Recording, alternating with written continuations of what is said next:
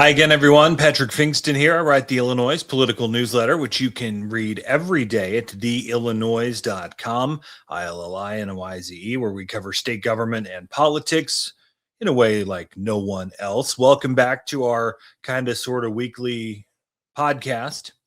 As we are just a few days away before the March 17th primary, as we're putting this out the Friday before. Coming up on our show today, we'll talk to State Comptroller Susana Mendoza. She's not seeking re-election, but she's a little peeved at the way Governor JB Pritzker is trying to spend some money to influence that race and pick his own successor to Mendoza that's tight with him. That's State Representative Margaret Croak, who used to work in the Pritzker administration. Mendoza says the office needs to be independent at all times, and she doesn't believe Croak can be. Of course, Mendoza has her own preferred candidate, so we'll talk to her about that coming up. We're going to start, though, talking about congressional races for the March 17th primary. There are a slew, especially Democratic primaries, mostly in the city and suburbs, where you have open seats. We're going to talk about three of them in our program today. The 9th Congressional District, which is being vacated by Congresswoman Jan Schakowsky, the 8th District being vacated by Congressman Raja Krishnamurti, who's running for Senate, and the 7th District, which is open because of the pending retirement of Congressman Danny Davis. We'll have Mitchell Armentrout from the Chicago Sun-Times join us to talk about the 8th and 7th districts.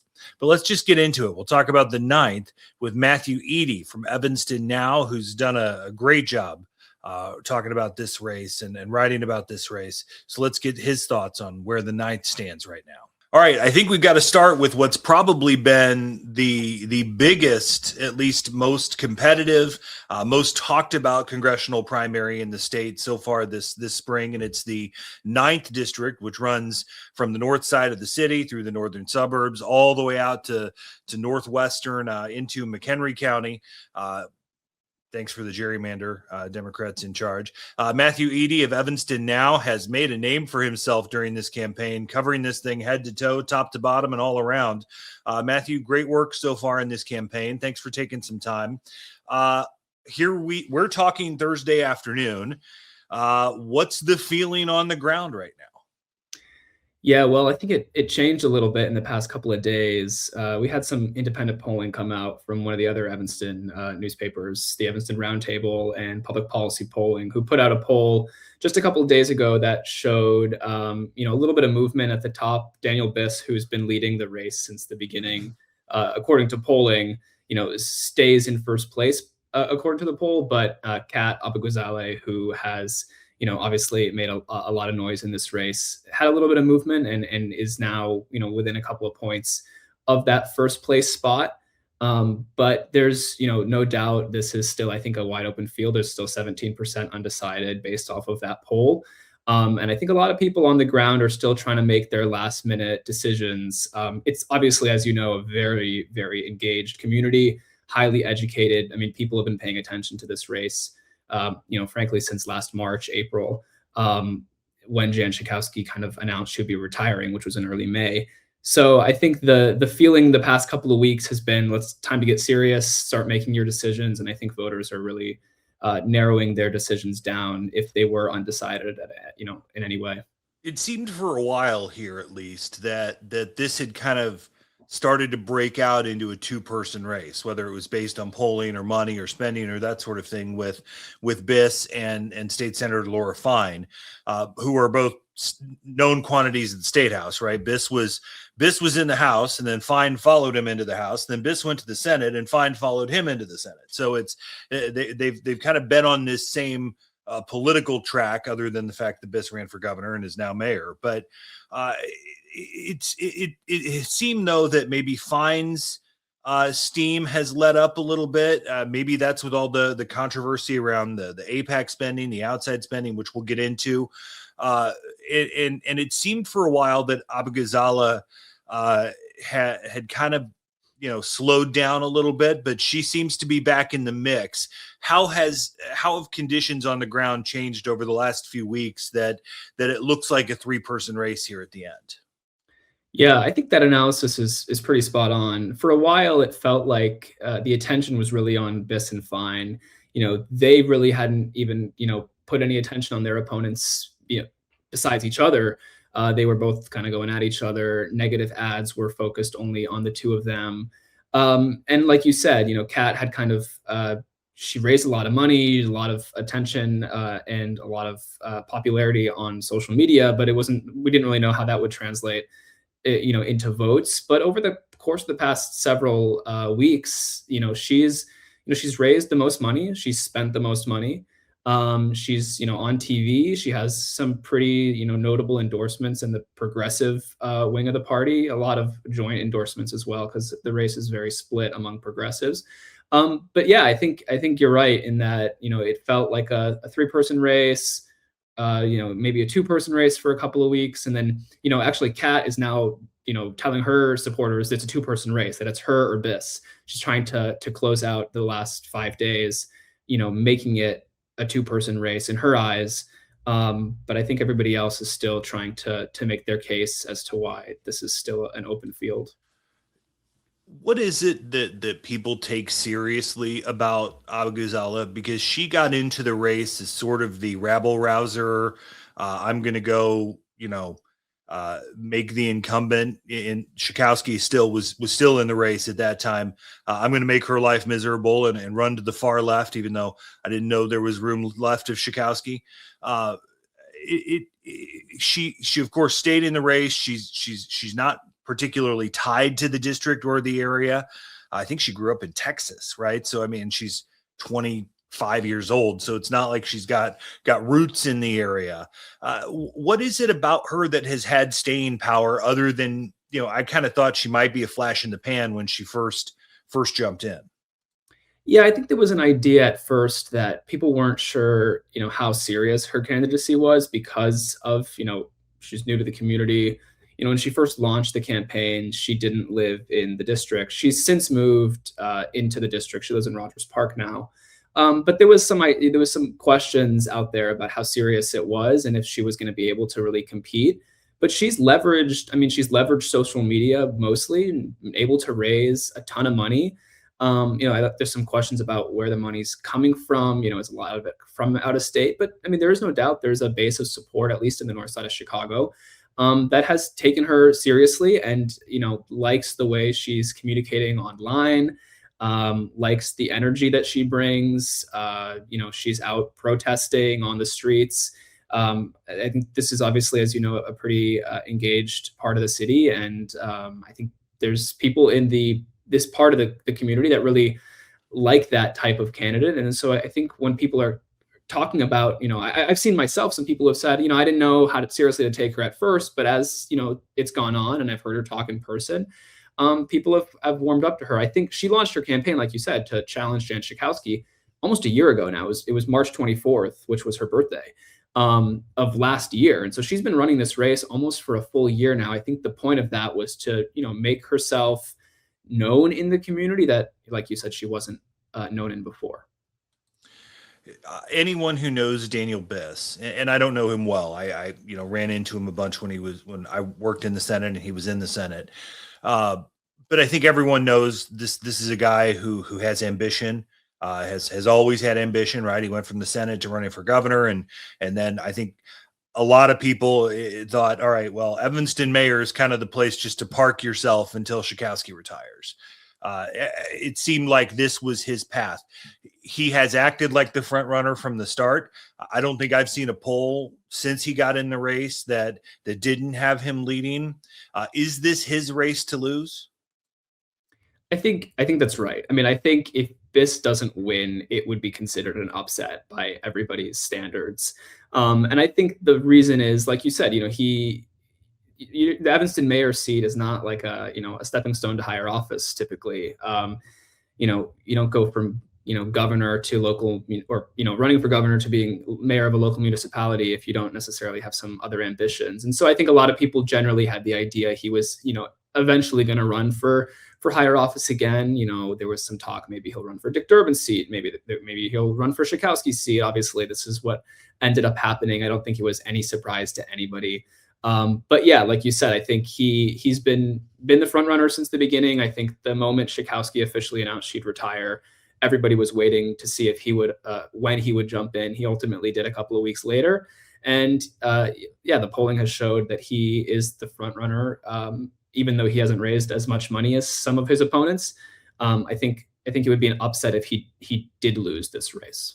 So this is an interesting dynamic in this race because we this is traditionally, I mean, you probably weren't even born when Schakowsky was elected in 98. The kids we deal with these days, but when she and JB Pritzker and another, Jewish legislator ran for that seat in 98. And since then, this has long been kind of considered the Jewish district, right? With Evanston and Skokie and some of these, heavily Jewish populated northern suburbs. It's a little less now, especially with where it's dipped into in the city as you go out into the suburbs. But it wouldn't seem traditionally that AIPAC, the America-Israel Public Affairs Committee, getting involved in this race would typically be controversial. But here we are. It has been a huge issue in this race because they're spending a lot of money on behalf of Laura Fine, who is Jewish. So is Biss, by the way. It's almost been a knock on her because of the money that they've spent. To the point that, the governor who once was a huge AIPAC supporter, spoke at AIPAC conferences, has now said it's a pro-Trump organization or whatever he called it, or pro-MAGA organization. What has the impact of AIPAC been on this race? One, because obviously they're running a lot of spots for Fine that are done pretty well, and they're not done under the AIPAC banner. They're done under a separate, funded, Elect Chicago Women or something like that. What has the impact of those ads been, and have they hurt Fine down the stretch?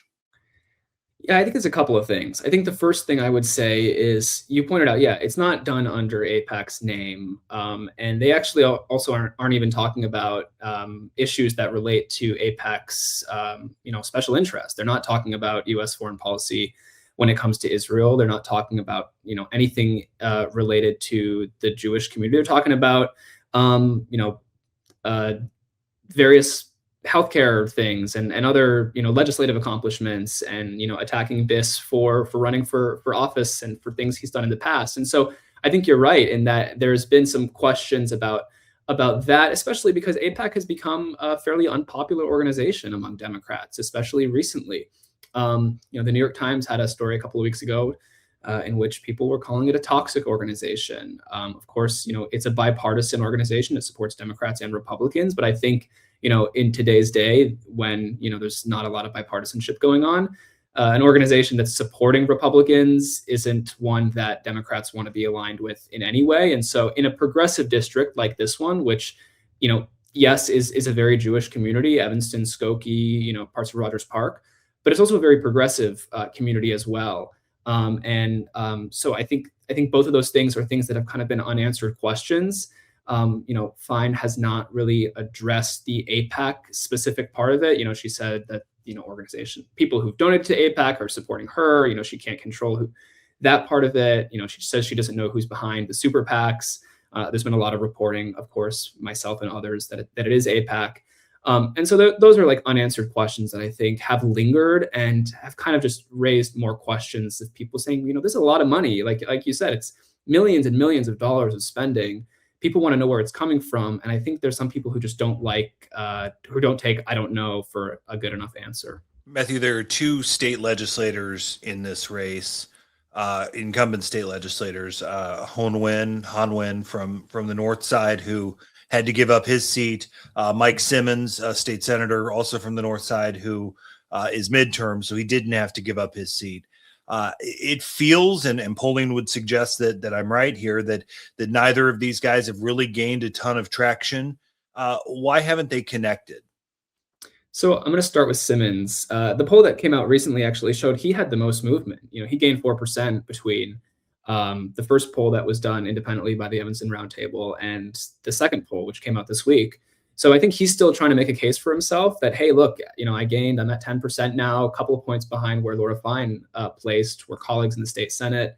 I'm popular in my community on the north side of Chicago. I think he's going to make a late push to try to get into that conversation of the top three. And I think it's certainly possible, just given, his popularity in the community. As for Han Win, like you said, yeah, he gave up his seat in the state house. I think there were some questions about, why he was doing that in such a crowded field. He joined rather late. I don't think he joined the race until July when Biss, Fine, Abugazale were already in it, and some others as well. And so there was some questions about, what's the goal here? Like, this is going to be a really uphill battle for you to take down some of these really big names.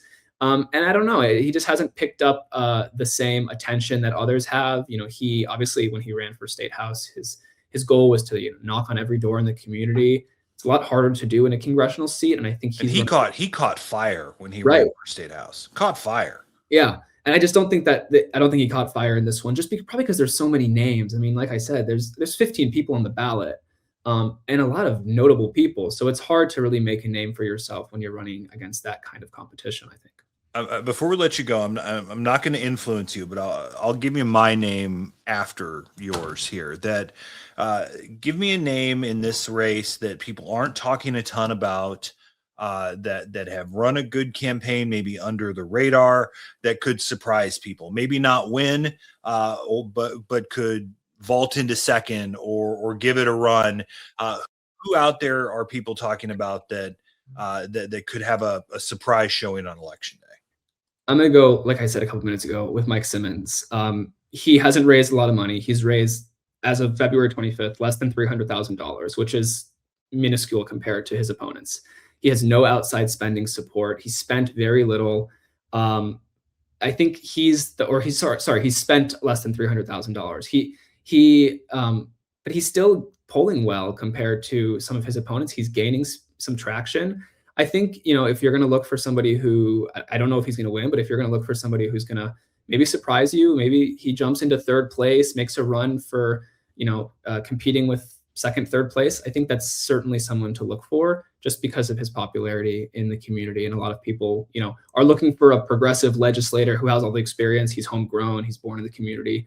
I think a lot of people are talking about him as, that new voice that people are looking for. That's maybe they're missing in some of the other candidates. So my answer to that is Bushra Amiwala, who has a built-in base in Skokie, being elected to the school board there. I think she's run a really good race for, being so young, one, and two, just, being against some really big hitters. I know she's taken some fire rhetorically, especially from the very online left. I don't know your thoughts on her so far in this race. Yeah, I don't disagree with you. I think that would be my second answer if you were to ask me a second person. I think like you said, she's taken a lot of heat online because she's also, a young progressive. And so there's some people who, want her to drop out and endorse Kat, which is not going to happen. I don't think they're, super close by any means. But I do think she's run a good campaign as well. And she's, raised a lot of money. She spent a lot of money. Like you said, she's known in her community. She's run for office before, so people have seen her name on a ballot. And so I think she'll do well on election day too. It's just a matter of, like I said, so many candidates, it's really hard to break through in a field like this. This may be the only district in the state with good turnout on Tuesday night, so we'll keep an eye on it. Matthew Eadie, EvanstonNow.com. Thanks so much for your time. Great work on this race, and wish you the best moving forward. And look forward to talking to you again sometime soon. Thanks, appreciate it. Thanks to Matthew Eadie from Evanston Now, as he's done great work covering the 9th district race. Let's check in with Mitchell Armentrout from the Chicago Sun-Times, who's been covering the 8th district and 7th district Democratic primaries. All right, we turn our attention to two of the other hotly contested congressional primaries here in the state. It's the Democratic primaries in both the 8th and 7th congressional districts. Our friend Mitchell Armentrout from the Chicago Sun-Times, political reporter there, has been covering both of those races. Mitchell, let's start with the 8th because that's the district to replace Raja Krishnamurti, who is running for Senate, of course. I have no read on the 7th. I feel like I have barely a read on the 8th. Essentially, only in the sense that Melissa Bean's the favorite because she's the big name in the race. What's the situation there right now, especially with Melissa Bean trying to make a return to politics after 16 years out in the wilderness? Yeah, that's definitely the general consensus, is that, she's a name that folks got to know really well for, 6 years or so, but it's been a while, obviously. She left office back in 2014. I think most folks would view her main competition as Junaid Ahmed. He's definitely one of the more, he's a fire-breathing progressive. He's going to be out campaigning this week with Elizabeth Warren, who's backing him. I believe it was just announced that he got the endorsement from Alexandria Ocasio-Cortez. So, really trying to throw around the progressive cred here to win over the left-leaning side of the district. As you know, Patrick, like this, for a long time, this was like a huge battleground. Melissa Bean lost this seat to Joe Walsh back in the day. The lines have changed a little bit. It definitely is a lot safer blue in that respect.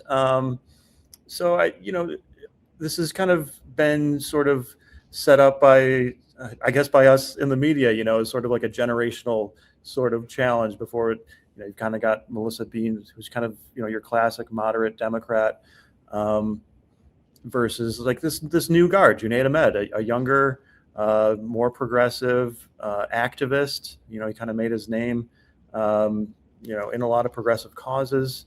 At the same time, I don't want to discount the rest of the field. This is a legitimate and crowded race. You've got Yasmin Bankhol. She's a staffer to Dick Durbin, used to work for Raja Krishnamurthy too. You've got Dan Tully. He's got a pretty impressive military record.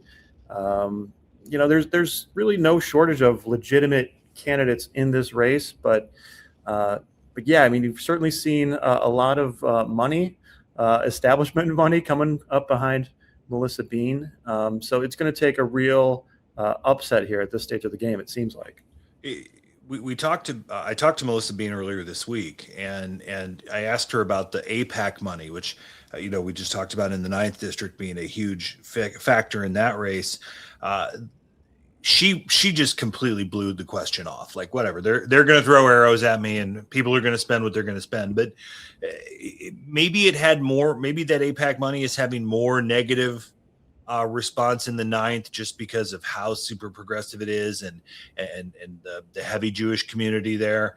Is that AIPAC money having any sort of negative reaction for Bean, or because it's hidden in another name, right? Like Elect Chicago Women PAC, or anybody but who you think it is PAC, right? It's kind of that secretive way of doing these things to kind of hide the source money.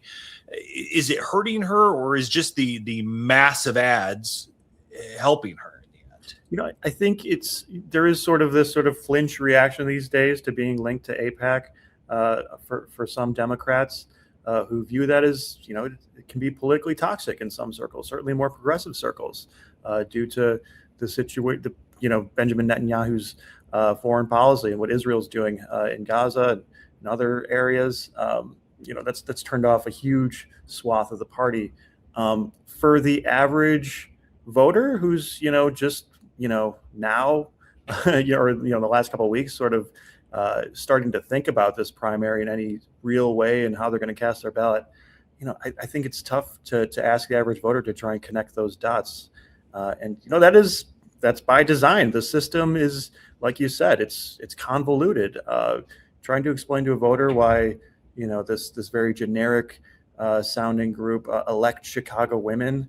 The average Democratic voter wants to elect Chicago women. It sounds great. They're not necessarily going to draw the lines that we're trying to in the media, and certainly political operatives are trying to, make those less positive associations. I think at the end of the day, it's helping Melissa Bean get her message out. And that's really, we're in the home stretch here, and getting on TV, getting in digital ads, just being a constant presence for these last, 4 days. That's really, I think, going to be the biggest takeaway for her. She was a blue dog, kind of the old conservative Democrat, which doesn't really exist anymore. Then was in the New Dem coalition before she got wiped out in the Tea Party wave in 2010. But I wonder if that deal maker, centrist, governing sort of Democrat, if that message plays in a Democratic primary right now, right? Because it's I'm pissed at Trump. I want the fighter. I want somebody to go, impeach him, et cetera, et cetera, et cetera. In today's politics, which are so tribalistic and you have to move so far to the extremes, has it passed her by? Has the Democratic Party passed her by in this time? I think that's what we're going to find out on next Tuesday. But I'm sure Melissa told you this herself. I talked to her a few weeks back too, and that really is her message, that she's trying to be the more boring politician, the one that you don't really hear from too often, the one who's not getting into big social media back and forths and throwing around a lot of names. I really just kind of getting back to just an older fashioned sort of politics, one that we haven't seen, in the age of Donald Trump. And, as she puts it, just kind of getting things done. And that's really the dichotomy we've seen throughout this primary. I mean, if you look to, we're going to talk about the 7th district race. In other races, it's the exact opposite. It's who can be the loudest, most aggressive, most fire-breathing progressive to challenge Donald Trump for their districts. And that just kind of goes back to the polling that each campaign is doing about what they think voters want to hear. Melissa Bean's got huge campaign resources, and it's telling her that voters want someone who's, really just sort of getting business done, trying to work in a bipartisan fashion as much as that's possible, if it is possible these days in Washington. Yeah, I mean, it feels sort of, it feels like a real throwback. And will that play? Maybe in a district here or there. Again, this is a district that was a battleground for a long time. And it's really not that purple anymore. I don't think anyone is expecting whoever wins the Democratic primary to have that uphill of a battle in November. I mean, I think Harris won it by 6 or 7 points, right? So it's not like a completely untouchable district. And if Democrats nominate a really, really far left progressive like Ahmed, I think, and maybe they have a competitive Republican in November, which that primary is a different story.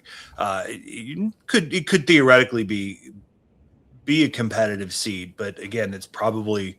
It's a tough road for Republicans in the suburbs right now. One of the names, and I almost have a little egg on my face because of what I said after he got in the race. When Krishnamurti entered the Senate race, everybody kind of was looking at Christina Castro, the state senator from Elgin, who was sort of in the catbird seat, right? If she got in, she was going to clear the field. She decided not to get in. Then Kevin Morrison, the Cook County commissioner, gets in, and I thought this is a guy that fits that mold for this district perfectly. Kind of feels like he never really got off the ground. Fundraising has been weak compared to other candidates. What hasn't connected for him? It's hard to say. I agree. I'm kind of surprised. Like you said, just doesn't really feel like he's kind of gotten or had a chance to really build serious momentum. At least, in comparison to Melissa Bean and Junaid, you really saw a big progressive wing unite behind Junaid. And that's something that, that's kind of what Kevin Morrison was targeting as well. He's Cook County's first openly gay commissioner. He's been a very persistent critic of Trump administration policies for as long as he's been in office. He's in his mid-30s, is really young, and I think there was certainly a split, or I think I would predict that we will see sort of a split in that progressive end of the district, that vote. Junaid's really locked that down. He's you got the Bernie Sanders endorsement, Elizabeth Warren. He's checking all those really. The national progressive boxes. I don't know how much those national endorsements mean in a district level race like this, but it's not going to hurt with those more progressive voters. I think we'll see what I mean. Kevin Morrison, obviously, he's got a lot of a political career ahead of him, and I don't mean to discount him completely. I mean, he's certainly got bases of support out in Elk Grove Village area and a lot of those Northwest burbs. But yeah, it just feels like he hasn't really been able to coalesce the support that Melissa Bean and Junaid Ahmed have. All right, let's move to the 7th District Democratic primary, which is kind of that south and west side of the city, all the way out, kind of Oak Park, even further west there, Proviso Township area. This is the seat Danny Davis is vacating, the voice of God, who may have a second career voicing documentaries or something, if he wants to. This seems to be a race. I shouldn't even say that because I don't have a read here, right? I think Melissa Conyers-Irvin is clearly at the top of the heap so far, just in terms of spending, in terms of ad buys, even with some shady spending out there. In some cases, there's some baggage with her. I think LaShawn Ford is somebody that's incredibly well known in that district, and has a base of support. We've seen some other names that have raised, good money, a developer and a doctor in the race. That's to set up and say, I have no idea what to expect out of this race. What have you seen as you've covered it? I'm in the same boat as you, Patrick, and even talking to a lot of folks in the know this week, or less than a week out of the election. And I think this is really the biggest crapshoot on election night, this race. Like you said, you've got 13 candidates. I would say at least 10 of those are like legitimate campaigns that are being run. We've talked about this before, but I feel like usually when there's a crowded race like this, when you're over a dozen, usually you can safely dismiss, half the field because they're folks who, God bless them, got on the ballot, but aren't really legitimate contenders. That's not the case here. I think there's at least 6 or so candidates who have like a real shot of ending up on top. And it's really just going to come down to turnout and really who can activate their base the most. Like you said, I kind of dismissed the idea of, national endorsements earlier, but I think if there's one endorsement that matters in this race, it is Danny Davis's. His voice carries a lot of weight, obviously, on the west side. And for him to immediately back LaShawn Ford is no small thing. LaShawn Ford has he's got a formidable political organization in his own right. Same goes for Melissa Conyers-Irvin, Chicago's political power couple. Her and Alderman Jason Irvin really hold a lot of sway across the district. But like you said, Thomas Fisher, he's an ER doctor who's, I don't know if you've had a chance to watch his TV ads. It's good. They're good. It's funny. He's really built up a strong base of support, South Loop, South Side. This is a really diverse district, just in terms of geographically, but also just it goes from really the poorest parts of Chicago to the wealthiest, out to the burbs. And who can really round up those support to come out on top?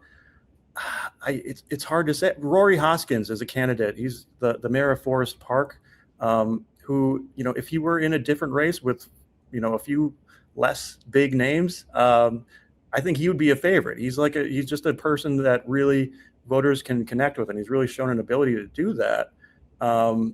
Anthony Driver is another candidate who he's got huge labor support. He's a leader with SEIU, which the 7th District happens to be home to many, many SEIU employees. You can't discount how big a role that's going to play on election night. It seems like he hasn't really built up, he hasn't necessarily seen like the huge financial benefits to his campaign through the union that maybe a lot of folks expected. But I think part of that is because they know that their folks live in that district and they're going to turn out in full force. So I think that's really the toughest race to sort of prognosticate. We'll see. Yeah, I wish I could tell you, but I wouldn't lay any odds. It's interesting because that's a really tough district to handicap, because you've got some parts of it that have traditionally terrible turnout, right? Your Englewoods, your West Side, right? Some of those West Side primaries have had just stupid low number, but then you get some places that Streeterville, Bridgeport, Chinatown, Oak Park area that can have huge turnout. So it's who's counting on turnout here, because it obviously Ford has that West Side Oak Park ish organization, and Conyers Urban is more based on the West Side. So do one of the other guys slip in if the numbers in the South Loop come in big and out by Oak Park come in big, or who's looking for what where, I guess, is the big question. Yeah, I mean, that's really a huge question. I think how much can Melissa Conyers Urban sort of poach from that West Side empire that Danny Davis has built, which kind of is right up against her bread and butter territory. LaShawn Ford, can he really draw in every single Danny Davis voter? I don't know. We'll see. I think Anthony Driver, he's a political organizer by trade. I think he's going to be, again, really trying to tap that union base that lives in the 7th District to get folks out. That's where it becomes harder for folks like Rory Hoskins, whose base is out in the suburbs. How much can he convince minds, on the West Side who maybe aren't quite as familiar with him?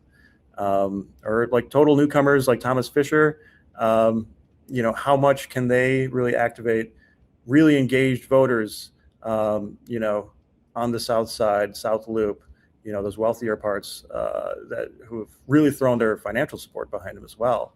One person that we haven't mentioned yet is Jason Friedman.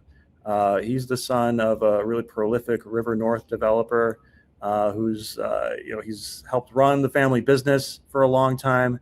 Now he wants to be the congressman. And he's dumped a lot of money in. A lot of money. He's raised a lot of money. He's also a white candidate. This is obviously Danny Davis has held this seat for, by the time he leaves office, 30 years. This covers. And it's still a black majority district, but after the remap, it is not as heavily black as it used to be. That number got really cut into in the remap, if I remember right. Right. And I think, but still, like, I think there's just talking to voters in the district. There is a thought among a lot of folks that they want to make sure that Illinois' congressional delegation still has, or at least maintains, African American representation. Jason Friedman, obviously, he's got an impressive professional resume. He actually worked for Rahm Emanuel when Rahm was in Congress way back in the day, but folks have not necessarily seen him in Austin over the years.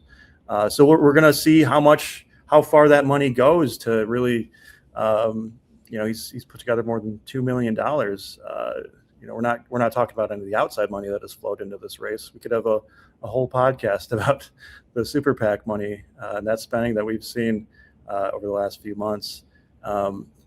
So yeah, Jason Friedman, you can't discount him either. This is one of the more wild races that I can recall ever covering, just in terms of its unpredictability. And very little public polling in this race too, in a district that's tough to poll anyway. So we'll be watching with bated breath on election night. Mitchell Armentrout, Chicago Sun-Times. Appreciate all the work you're doing on these. Thanks for taking some time, and we'll talk to you again soon. Talk soon. Thanks. All right, thanks to Mitchell Armentrout from the Chicago Sun-Times. Appreciate his input as always. Great reporting that he does for the Sun-Times. Let's get to a conversation we taped earlier this week with State Comptroller Susana Mendoza.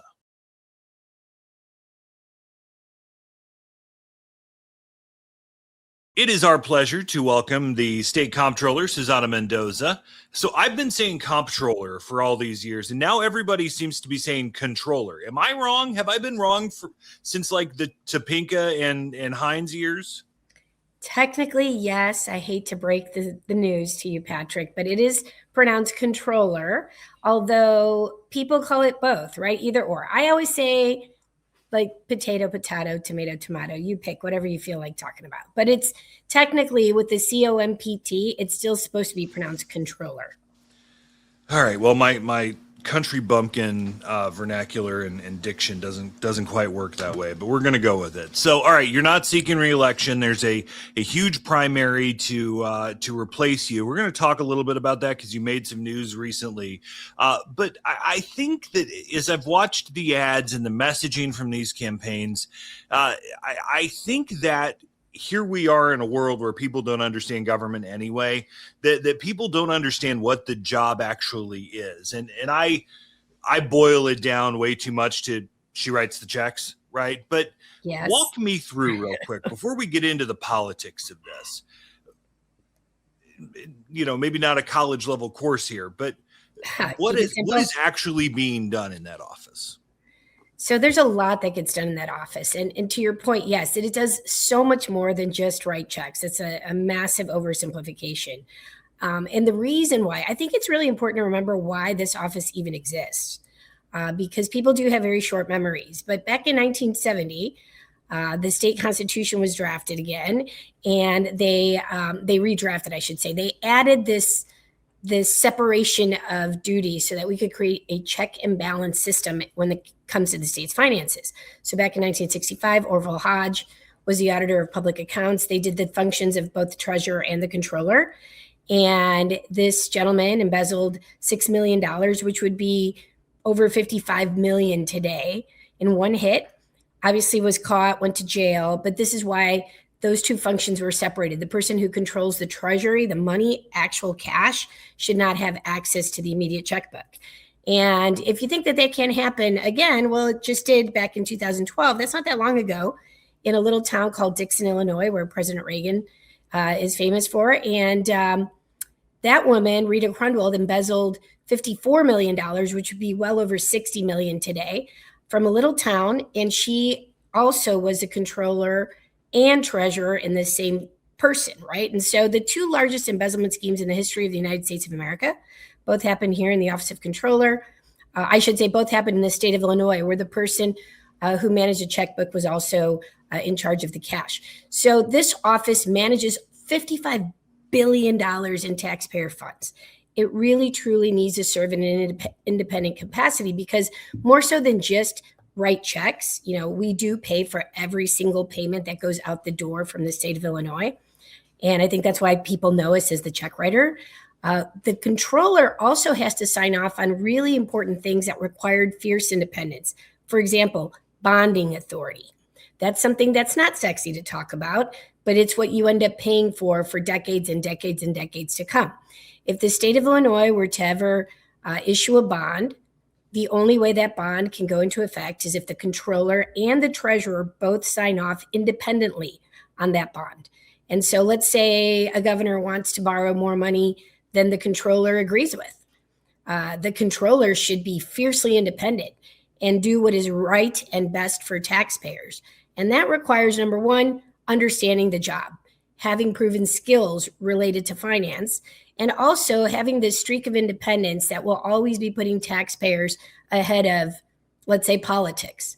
So I think that there's a lot of little nuances to this position that really serve as a fiscal watchdog, a protector of taxpayers, well beyond the actual job of signing a check, that taxpayers should be well aware of as they consider these candidates, to replace me.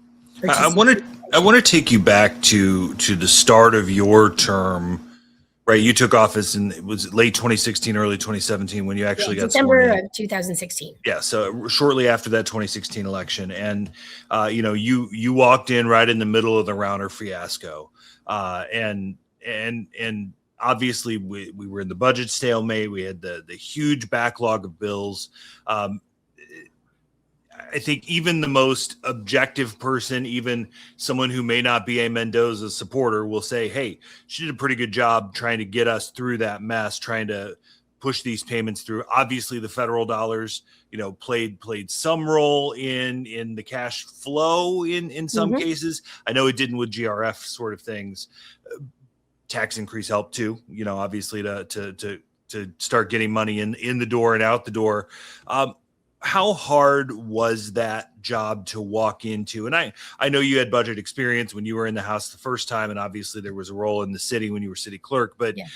Just walk us through how difficult that time was when you walked in the door to a house on fire.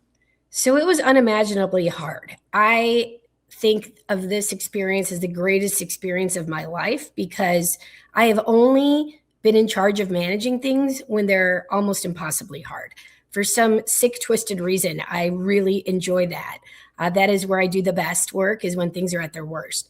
But it was really, really hard. And it's why so many people thought, like, you've got to be insane to sign up to run for controller when we were facing, tens of over $10 billion in unpaid bills, 20 years worth of credit downgrades, 8 in a row just the 2 years before I took office. And when our vendors were being squeezed to death. In fact, many small businesses in Illinois did not survive the 736-day budget impasse.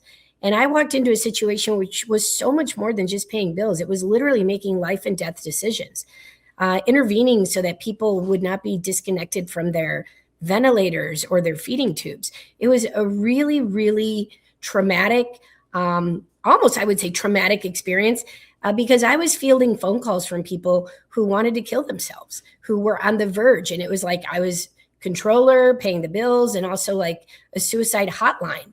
And that is not a joke. It is no exaggeration. And it really put the perspective as to how important and critical this job is. And in fact, how much of a advocate you are for taxpayers. And so, I've taken this role on as one that was a very personal one, because I saw very quickly that this office deals with much more than numbers on a spreadsheet. The job that the controller does will determine outcomes for people across the state, of every political persuasion, of every ethnic group, of every economic status, of people. It is a job that is an advocate for people when it comes to the finances, but it should not be an advocacy job. Does that make sense? Like, this is not the role for an activist. This is a role for a proven, skilled financial manager who's going to make sure that she figures out how to stretch the value of every single dollar and is putting it to its maximum use, prioritizing through our power of determining who gets paid on what timeline, those most vulnerable people across our state, as I did starting on day one.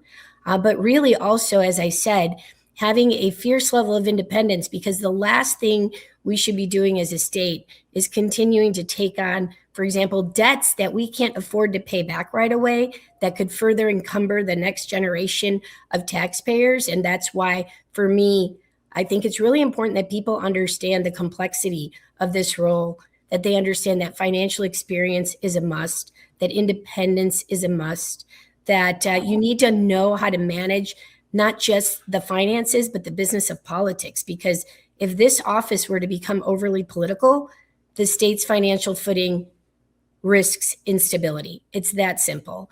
And so I would say that, as people educate themselves about the role of controller, which is much more than just signing checks, it is really being a fiscal watchdog for taxpayers, that the best way that we can keep smart money management going, we've now had 10 credit upgrades on my watch. We've turned around the exodus of people thinking they have to flee Illinois because we were on the verge of financial collapse. No one is saying that anymore, unless if they're just not truly doing the research.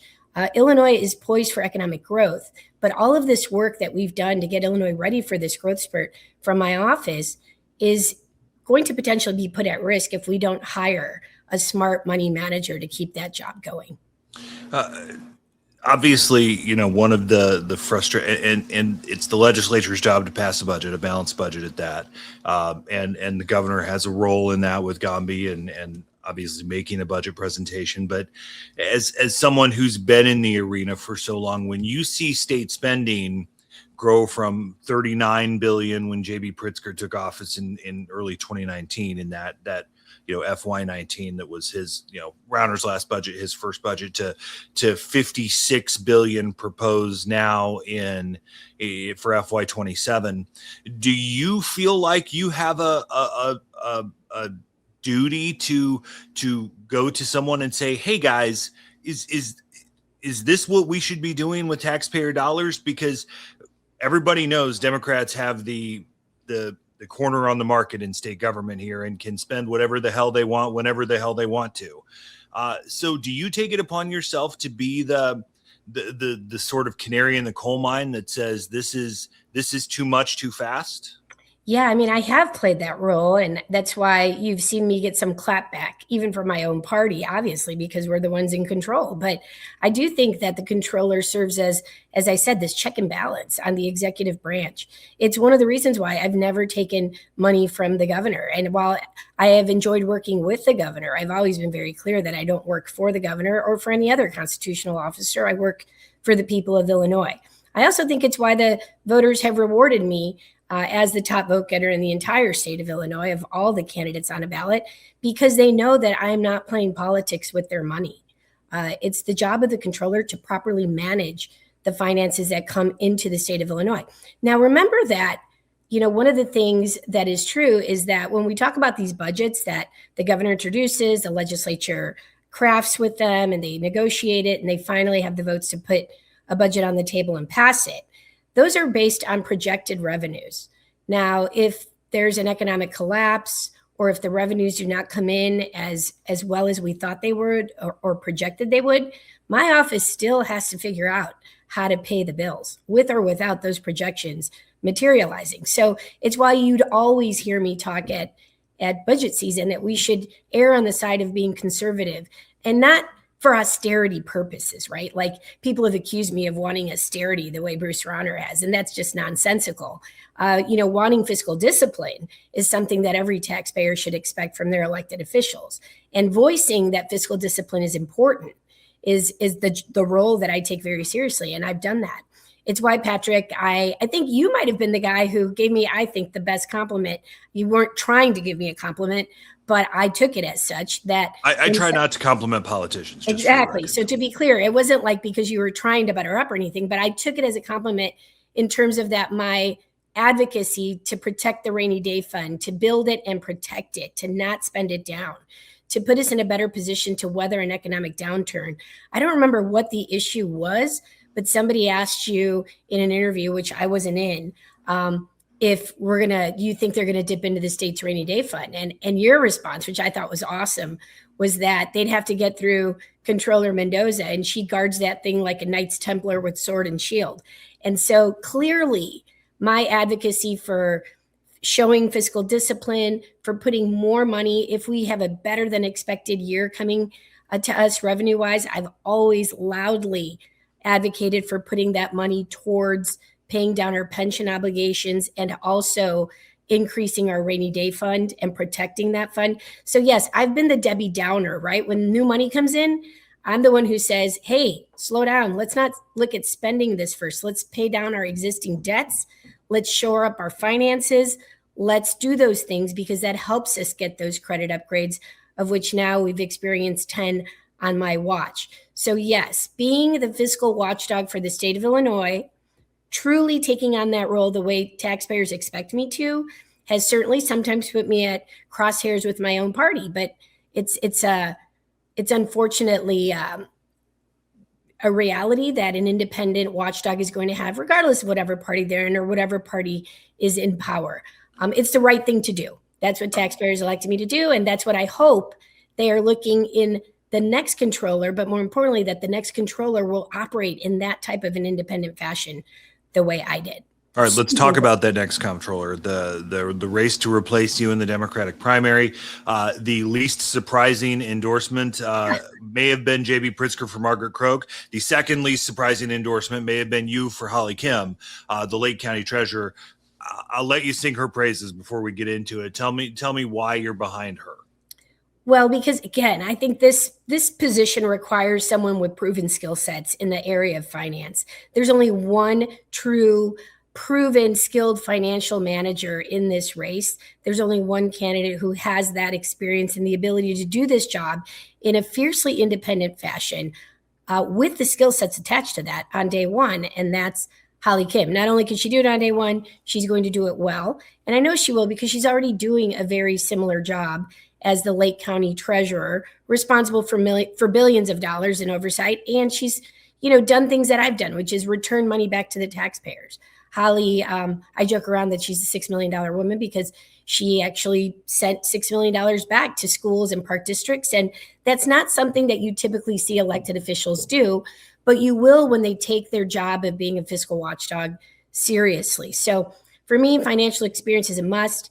As I said, this role really has to know how to manage both the financial side, which clearly she's the only one who has that experience, but also the politics, the independence to not make this a political office, but make this an office for the people, a controller who will watch out for the best interests of taxpayers.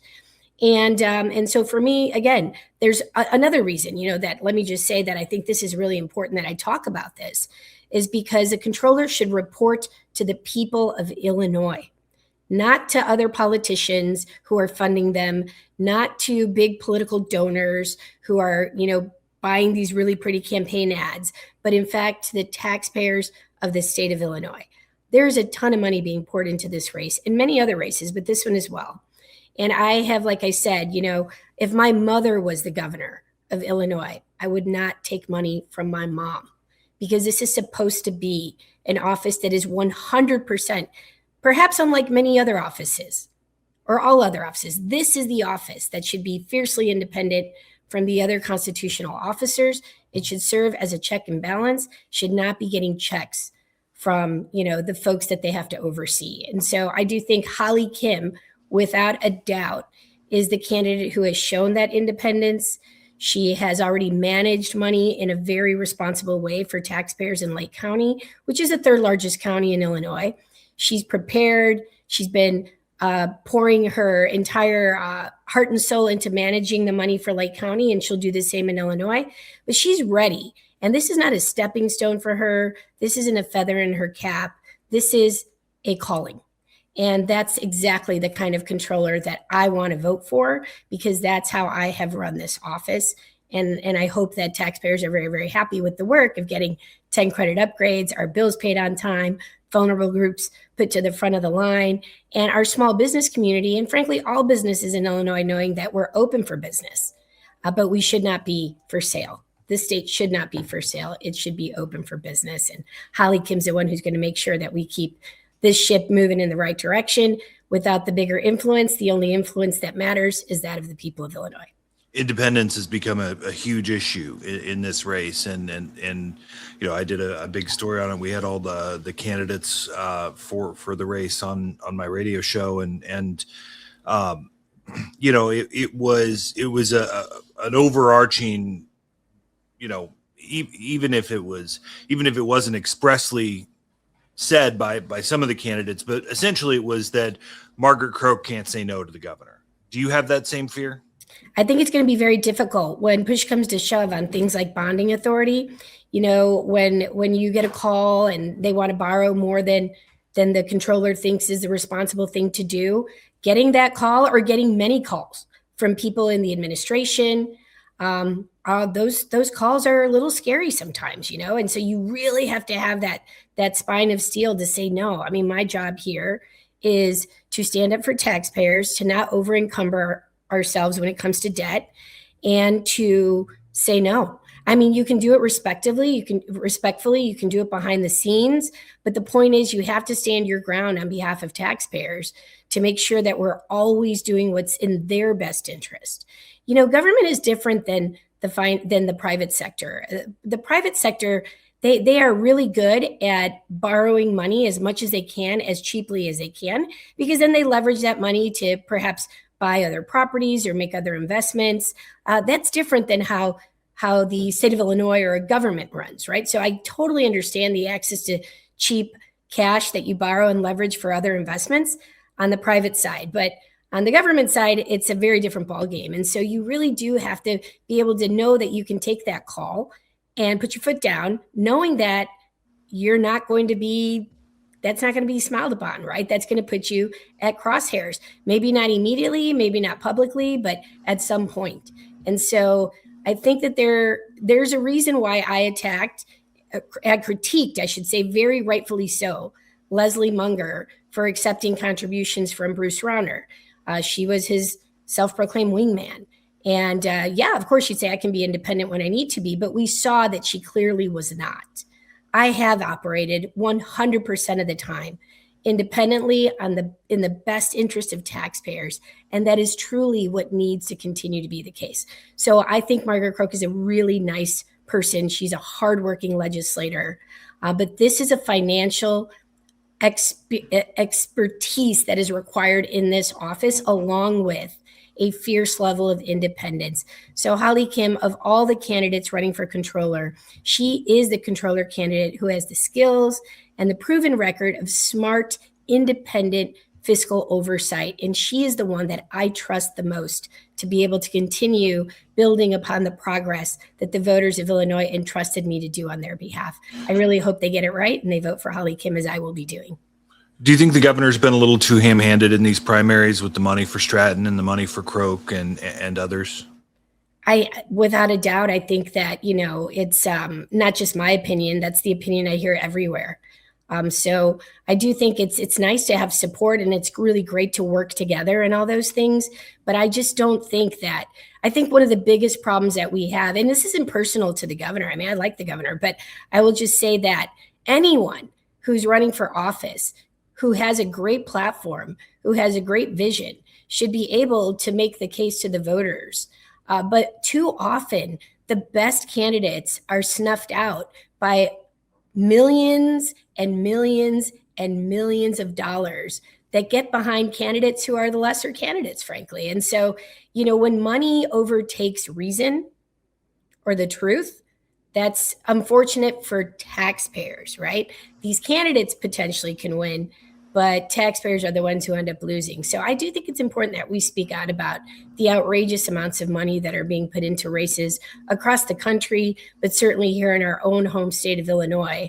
And it should be up to the voters to, find out who all these candidates are. Unfortunately, when they turn on their TV or the radio, all they hear is the one that has the most money. But just remember, not everything that shines is gold.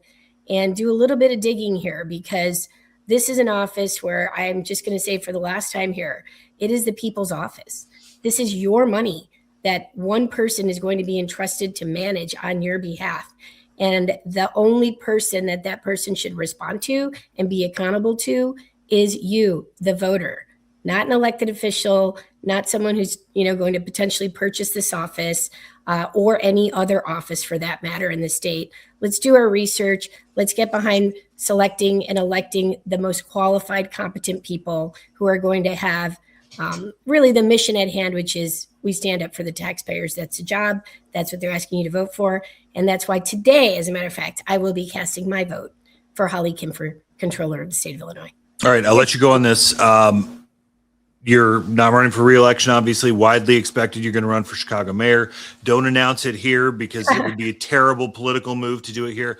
What's your time frame, and what makes you decide one way or another on whether you do it or not?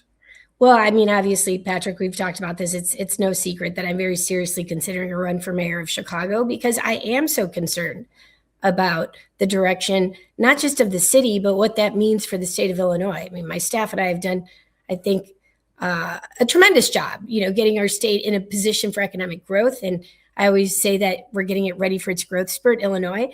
But all of that hard work gets put in peril if the city of Chicago continues to go down a death spiral of economic collapse. So, yeah, I'm concerned about a lot of things with the city. And I'm, taking this time, as I said, to, be ready when that day comes to make an announcement of what that is going to look like. So, yeah, I'm right now, I've continued to be very much engaged in my thank you and listening tour. And trust me, I'm taking copious notes, and we'll be in communication soon.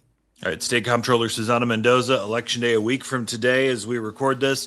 Thanks for taking some time. Thanks for talking a little politics, a little office with us, and we'll talk to you again soon. Yeah, and please vote for Holly Kim, everyone. Thanks for trusting me in the past. I hope you can trust me again this time around. I got your back. All right, thanks to Comptroller Mendoza for her time. Thanks to Matthew Eadie from Evanston Now and Mitchell Armentrout from the Chicago Sun-Times. A lot to chew on headed up to Election Day. We're putting this out Friday, just 5 days to Election Day. Almost there. We'll talk to you again post-election here on the Illinoize podcast.